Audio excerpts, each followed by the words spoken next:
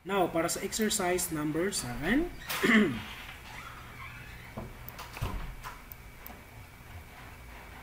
Okay.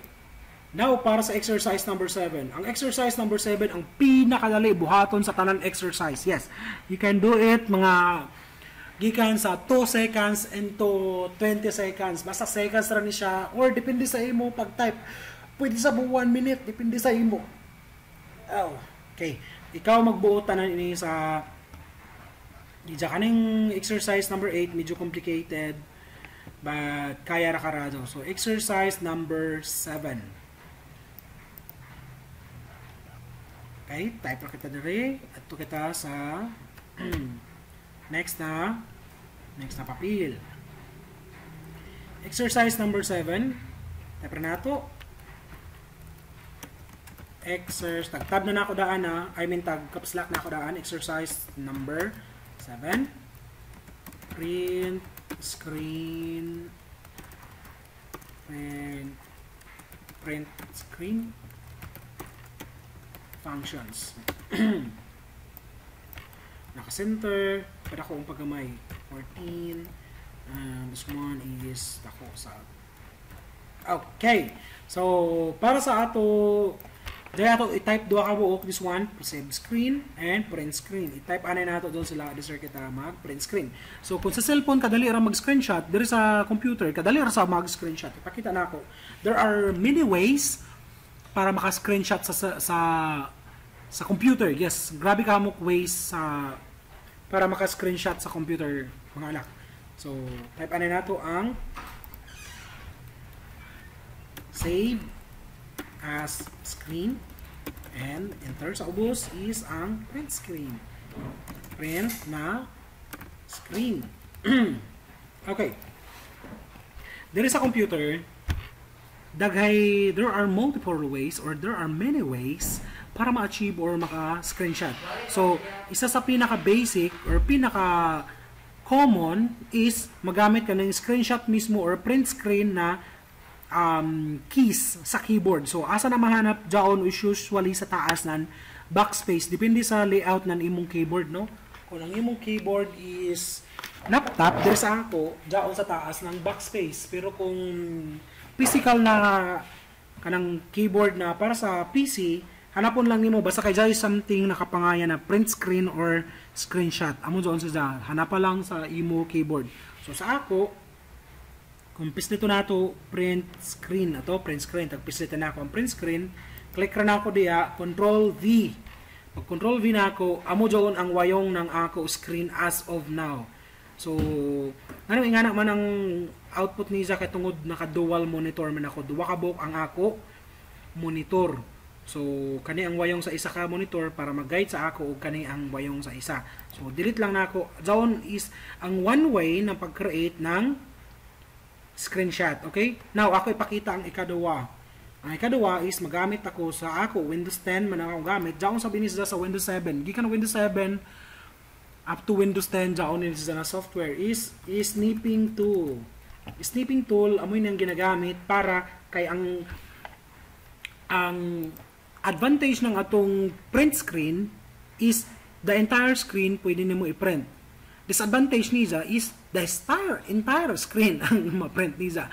Dili kung pareho diri sa snipping tool na pwede ikaw na ang certain portion ra mismo, like for example this one, certain portion ra mismo ang imo gusto i-screenshot.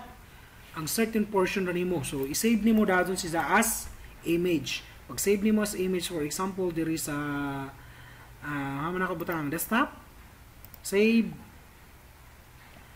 Okay, so ato ko sa ako desktop, kopyaho na ako ang akong screenshot, copy, paste diri, paste, amo dyan, ang certain portion ra ng imo, kuan ang imo tag, screenshot. At least, ang nakaganang ko din kay, ikaw ang magbuot kung hai ang imong screenshot na, kasagaran mo mag-screenshot ka is ang portion ra mismo kung hai ang imong gusto i-emphasize sa imong mga kaiban or sa ako part is sa ako mga estudyante or sa idyo.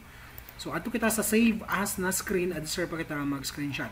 So, file, save as, this one, for example, dire, Pag mugawas na ini si Ja, kani, ada sir pa ako mag-screenshot. Pwede sa print screen, pwede sa kaning snipping tool, or as of now, ang ginagamit na ako is snip and sketch.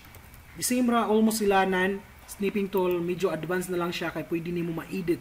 Kani ang akong gamit. So example, new ako, gusto na ako entire or pinili lang, kani lang sila kung gusto. This one. Then, mo-open dazon si Janan kani. So, ang nakagana sa ija kay pwede siya ma-edit kadali. Ang may kaganahan ako sa snip and sketch. For example, kani ako i-highlight. Yes po ya, dapat dinhi dapit na sorry. Dinhi dapit ana. Di ba? Pwede na kami nakagana sa snip and sketch kung sa computer ang gamiton. Okay? So, then, sa ibradado na ako, nakatagpakita sa iso, tuyo ka book pamaagi ha. Tuyo ka ways nan pag screenshot. Pwede sa keyboard, pwede sa close na ako ini, back dito. Pwede sa keyboard, pwede sa snipping tool, pwede sa snip and sketch. Ang snip and sketch lamang sa Windows 10 lang sa available. Ang snipping tool is gikan sa Windows 7 about Windows 10. Ang sa print screen, of course, biskan Windows XP, pwede siya. Then, pag dyan ko na ka diri, paste nimo. So, dyan na ang ako tag screenshot. Okay? So, ang ako gamit, again, is atong snip and sketch. Kaya pwede ka maka-create ng imo, mga notes, or pwede ka ma-edit kadali ang imong tag screenshot.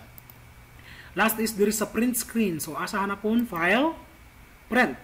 Okay? Pag-click nimo ng print, so, pag mugawas na ini si Ja na screen, adisir pa ka mag print screen. Pwede again print screen sa keyboard or snipping tool, or sa ako is snip and sketch.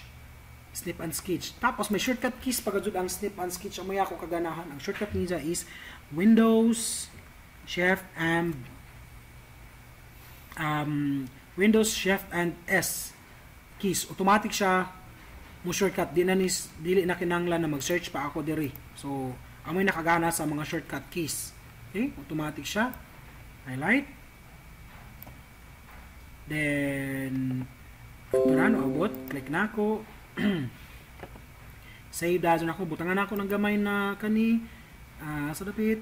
Diri sa lain na color ako gusto. Red.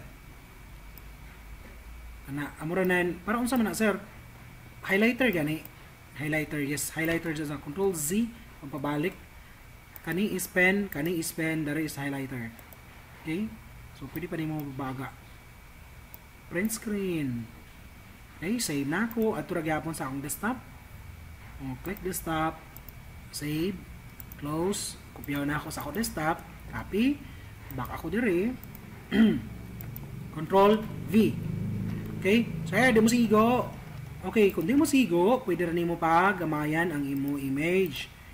Okay, para mo sigo ra sila duwa. Okay? So, dari sa pagamayan na ako. So, simi naglaong na sa or lasod ang exercise number 7. Amura dyan ang exercise number 7. Okay? So, by the way, if you have questions, you can ask me directly through chat. Pwede ako nidyo i-chat to. So, please, adyo lang kalain kung dugay ako makareply. Kaya usay dugay, rabagad ako makareply. Kaya dili man good all the time ako maka-online. Since ang akong keyboard is taglabhan na ang ako cellphone, smartphone is taglabhan na ako bata. So, nagbuya-buya pa to until now. Di na magamit.